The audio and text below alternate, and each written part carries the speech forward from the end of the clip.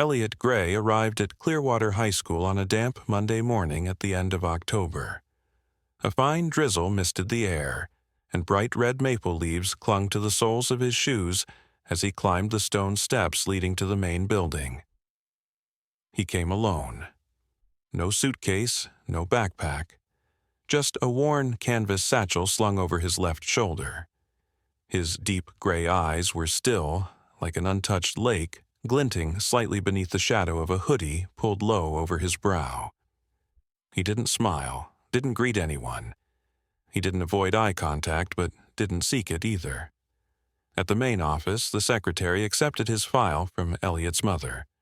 One of those quiet-as-a-mouse types, she muttered to the guidance counselor behind her, unaware that Eliot heard every word, but he didn't react, not because he didn't care, but because he'd heard it all his life. Class 11B at Clearwater High was a chaotic mix of the usual cliques: varsity jacket jocks, indie band kids, comic book fans, and the ones no one ever wanted to sit with. The homeroom teacher gave a brief introduction. "This is Eliot. He's new. Make him feel welcome." Then she gestured toward the empty seat by the window. Eliot walked over and sat down without a word. A soft giggle came from the back of the room. "Looks like a horror movie character," someone whispered. Eliot opened his notebook and began scribbling with a black pilot pen. No one noticed that he wasn't writing words, but moves. Tiny diagrams, chess notations, defensive setups, counterattacks, checkmate patterns. 3 days later, Brian Holtz, the football team captain, towering at nearly 6'3", threw a leather football straight at Eliot's head during a free period. Thud. The sound echoed across the classroom. Eliot said nothing. No yelling, no anger. He picked up the ball, placed it calmly back into Brian's open palm, and returned to his seat. Brian blinked, surprised. A smirk slowly spread across his face. "I like you," he sneered. Quiet, like a dog with its voice cut out. Laughter erupted around the room. Eliot didn't react, but in his mind, a chess game had just begun. Eliot sat alone in the noisy Clearwater cafeteria, his eyes fixed on an open book, The Art of Strategy, page 92. But he wasn't reading. He was watching. The way Brian shoved a younger student in passing. The way his friends, Logan, Trey, and Dean, burst out laughing when a girl dropped her lunch tray. The way everyone else looked away, then pretended nothing happened. Silence wasn't a weakness. The silence was observation. It was a memory. It was preparation. He had hidden a mini camera inside the lapel pin on his jacket. It was a recording, Friday morning. When Eliot arrived in class, he found pages from his notebook torn out and taped to the whiteboard. Each essay page was scribbled over in red ink with mocking phrases like, "I'm a psycho," "I'm autistic and think I'm a genius." Laughter echoed. Brian stood nearby, arms crossed, grinning smugly. Eliot walked up, quietly peeled each page off the board, stacked them, slid them into his backpack. Not a word. "Not even gonna say anything?" Brian chuckled. "You really are a dead rat." Eliot looked up. No anger in his eyes, just one thing: certainty. He spoke quietly enough that only Brian could hear. "I don't respond to people confessing about themselves." Brian froze. That night, Eliot sat alone in his room. The glow of his laptop screen lit up the dark. He was editing video, cutting, subtitling, adjusting audio. Clip 1, Brian shoving a classmate into a locker. Clip 2, Logan laughing as he tore up a girl's test. Clip 3, Brian stuffing paper into Eliot's backpack. Low, ominous music. A calm, chilling voiceover. They call it a joke. But cameras don't laugh. And neither does justice. Title of the video, The Holtz Doctrine, How to Rule a School Through Fear. He scheduled the upload for 7:45 a.m., when students flooded the school and the public Wi-Fi was strongest. 7:45 a.m. As students streamed into school, phones started buzzing. Notifications from Instagram, TikTok, Desate Reddit. One hashtag began spreading, number the Holtz Doctrine. A 2.5-minute video, crisp, subtitled, edited like a documentary trailer. Within 10 minutes, over 200 internal shares. By the first recess, the TikTok version had 3,000 views. First comments. Logan kicked my chair last week. Brian threatened me in the bathroom. So, I'm not the only one they scare? A movement began, without anyone calling for it. Students started speaking up. By noon that same day, Eliot received a string of anonymous messages. Think you're clever? You're going to regret this. Stay out of our lives unless you want to lose your teeth. He simply took screenshots, saved them in a folder titled Counter Strategy Phase 2. But Eliot wasn't alone anymore. A girl named Mira, who had once been locked in the nurse's office by Brian, approached him after school.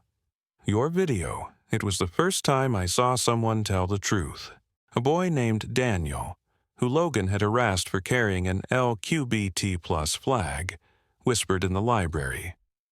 Need a witness? I've got proof from the day they trashed the music room. Eliot nodded, quietly, but his eyes brighter now. Monday morning, the principal summoned Eliot to her office. We've received a formal complaint, she said. Some students claim you violated privacy laws by recording video without consent. Eliot sat up straight and pulled out a file.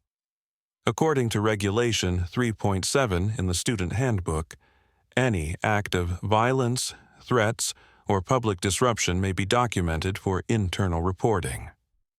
I've submitted the original footage, with timestamps, locations, and a list of witnesses, to the school's security office. I also sent a copy to my mother. She works for the City Department of Justice. The principal fell silent. You should be careful, she finally said. I always am, Eliot replied. That's why I'm still here. Tuesday afternoon. A flyer was taped to the computer lab door. Live Debate Club. The Ethics of Surveillance in School Environments, special guest, Eliot Grey. The whole school showed up. Brian and his crew were in the front row, tight-faced, eyes sharp. Eliot walked up to the podium, no notes, no slideshow. He spoke. People say recording others is unethical. But if we don't record, the truth gets erased. Today, I brought something else. A file with 18 testimonies from students threatened by the people sitting in the front row. Gasps, whispers. Brian stood up. You're making that up.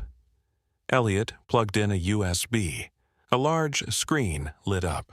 Footage of Brian forcing a student to throw a water bottle at Eliot. Laughter, profanity, threats. No excuse could bury what had just been exposed. That night, Brian's crew didn't stay quiet. They fought back the oldest way they knew, violence. As Eliot walked home from the library, 3 bikes trailed him in the dark. He could hear tires scraping the pavement. Rough laughter. Where you headed, genius? A voice called from behind. Eliot stopped. We're not going to hit you, Trey said. Just want to talk. Dean shoved Eliot's shoulder. Talk with our knees. Eliot didn't run. He pulled out his phone, held it up. Cameras live, 97 people watching, including my homeroom teacher. All 3 froze. A flash from his phone lit their stunned faces. Smart move, Trey growled, stepping back. You know how to protect yourself. Eliot lowered the phone. I know how to make people expose themselves. The next day, the school board meeting felt more like a courtroom hearing. The principal, guidance counselor, and disciplinary officer were all present. forced to review how badly the school's bullying reports had been ignored. 18 students who had once stayed silent now spoke up. Mira, Daniel, a student who had been forced to write an apology for falsely accusing Brian last year. A freshman who'd once been locked in the supply closet. Everything came into the light. No one could defend Brian anymore. "We need to rebuild from the ground up," the principal admitted. "And maybe we need to start with someone who never wanted attention, only refused to stay silent." Eliot didn't give a speech, but for the first time he smiled when he saw Mira nod at him from across the room. Saturday night.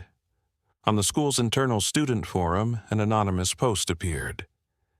Eliot Grey was expelled from his old school for threatening a classmate with a knife.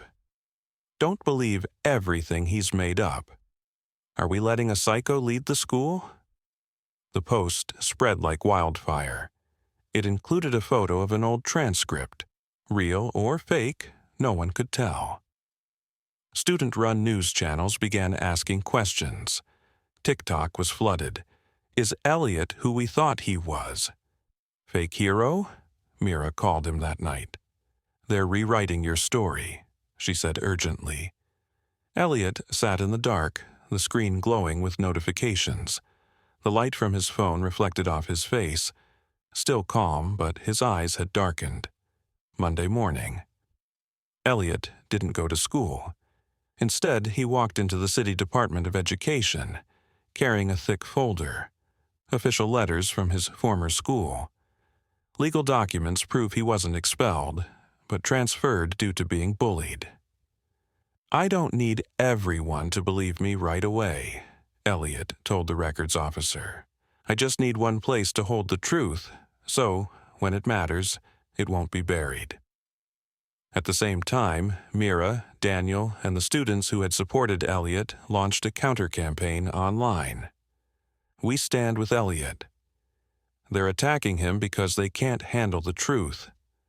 But the truth doesn't die under fake headlines. They posted clips, testimonies, and verified emails from Eliot's former school, with permission from his mother.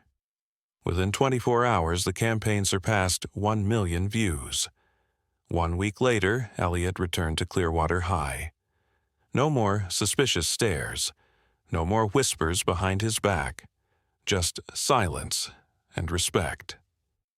At a school-wide assembly, the principal made an announcement.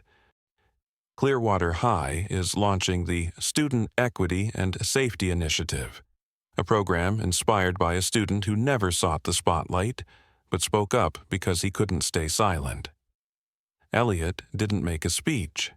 He simply stood beside Mira and Daniel. But as the entire auditorium rose in applause, he tightened his grip on the notebook that held all his strategies. At the very end of that notebook, he'd written this line on his first day: "No one is born strong. But everyone can learn how to fight in their own way." Friday. Brian Holtz and his crew were officially suspended for 60 days, with a recommendation for criminal investigation. Organized bullying, personal harassment, and spreading false information online. But that wasn't the worst thing for them.